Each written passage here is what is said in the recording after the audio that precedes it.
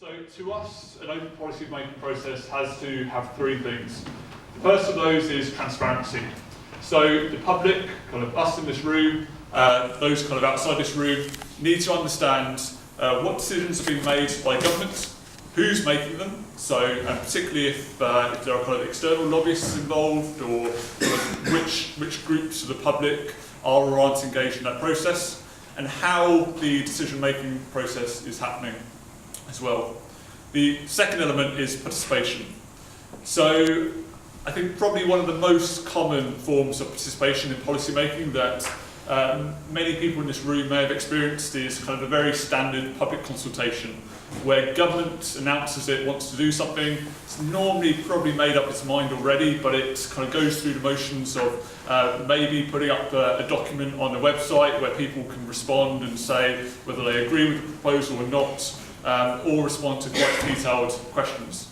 There are lots of other much better ways of doing the participation element, but that kind of public consultation is one example of how participation happens in the policy process, and I'll talk a bit towards the end about some other examples as well.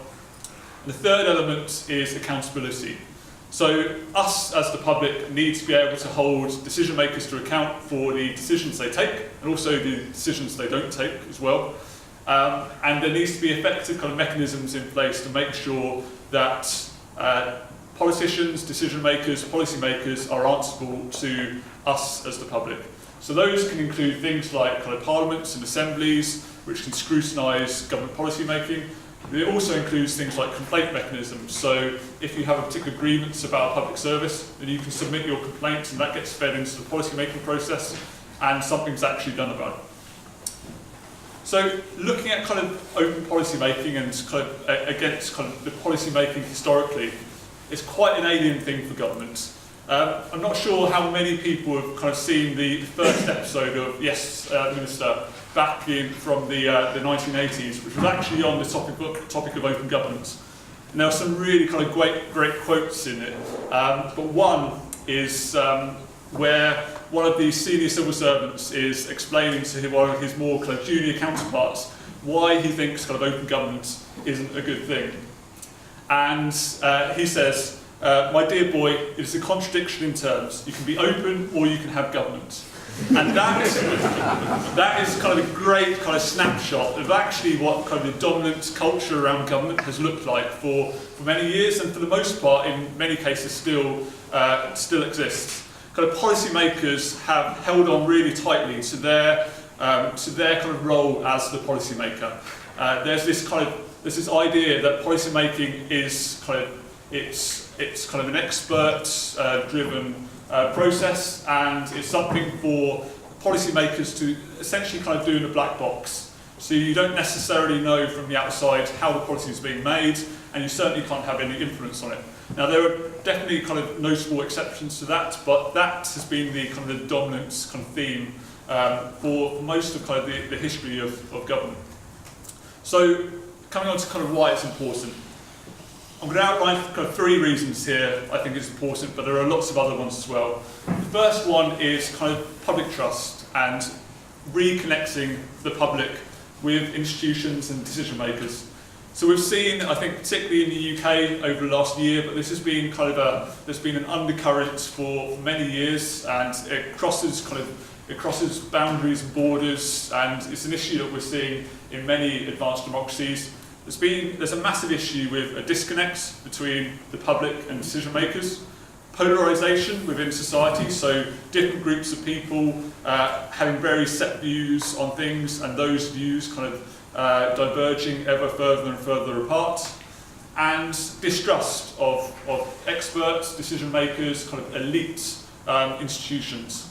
So the first kind of reason for opening up the policy making process is to heal some of those divides and try to bring us together as a society, but also bring society closer to those making decisions on its behalf. So that's kind of reason number one. Reason number two is kind of, I guess, much more practical.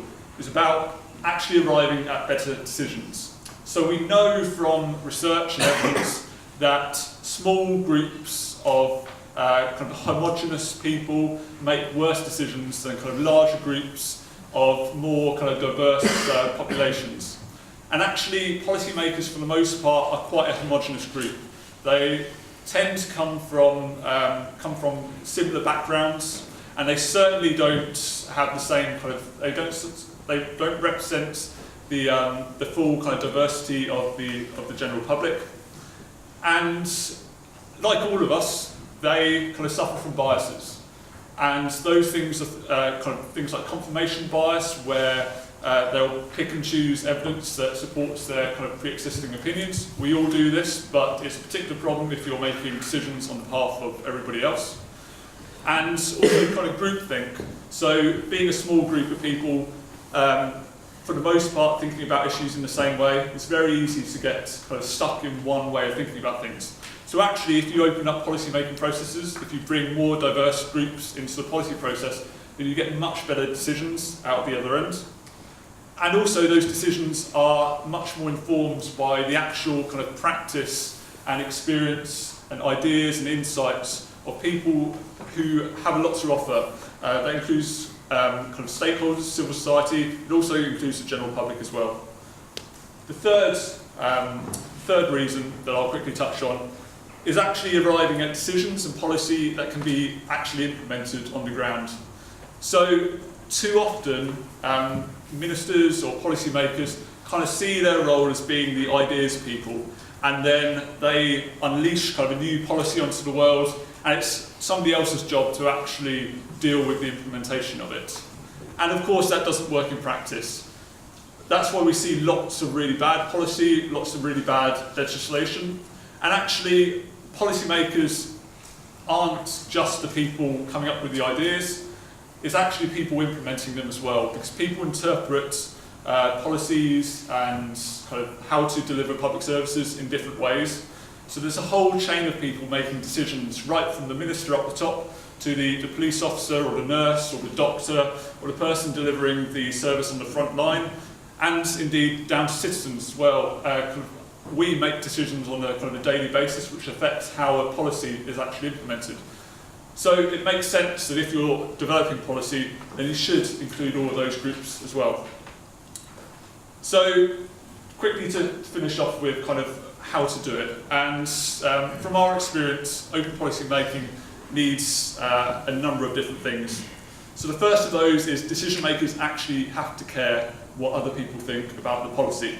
And they need to recognise the value of the input of others. So the example of consultation, which just gets done as a tick box exercise, is a great example of where it doesn't work. But where policymakers do understand the benefit of involving people, then there are fantastic examples of it actually making a tangible difference. There needs to be a clear purpose, so policymakers need to know why they're involving the public and other people in that process. There needs to be a clear connection between that process and actually a decision happening, so there's no point doing this if it doesn't make an impact.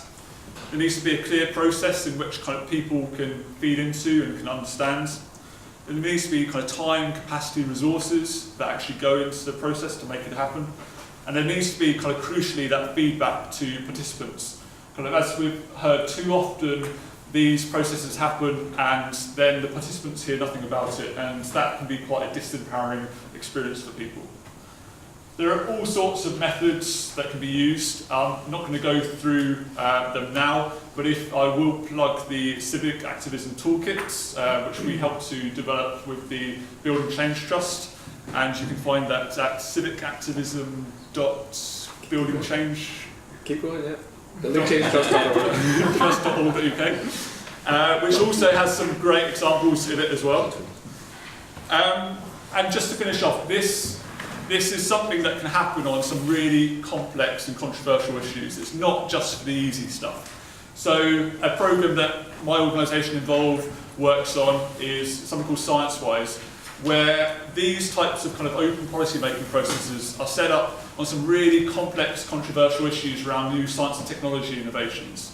So that includes things like stem cell research, geoengineering, the use of kind of data by government, things that are actually quite complex to get your head around, but we have over 10 years of experience now of engaging the public in a really kind of useful way around those issues, which actually make a difference to policy making. And the final thing I'll say is that this doesn't have to just be government that does open policy making. The civic activism projects that we've been supporting along with DemSoc are all examples of actually applying open policy making to the work of voluntary community sector organisations. So there's a whole host of case studies outside. Do pick them up and have a read, because those are some really good examples of actually making this tangible in a more of a community and voluntary sector context as well.